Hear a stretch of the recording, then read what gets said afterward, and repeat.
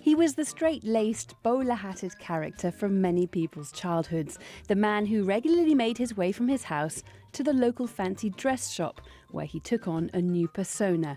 Each costume meant a different escapade. Mr Benn, the unlikely adventurer. Inside the little room, Mr Benn put on the Roman clothes and admired himself in the mirror.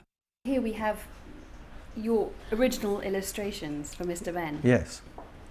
In the famous changing room. I was always fascinated by mirrors from when I was young and went to the barber to have my hair cut. I wanted him to be correct. And I didn't want him to be a character who was too obvious.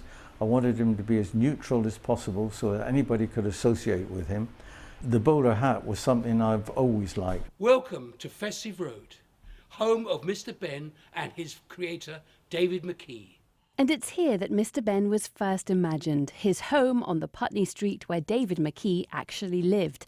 The man who lives there now is a big fan. They're lovely, simple stories. They're very positive stories. I mean, a lot of cartoon characters are quite destructive. One thinks of Tom and Jerry trying to knock hell out of each other all the time. But Mr Benn always did something positive. When he went to the cavemen, he taught them how to build houses. When he went to the knights, he taught them how to love the dragon rather than kill the dragon, and so on. He was always positive. So positive, in fact, that they've even named a nearby alley in honour of the stories.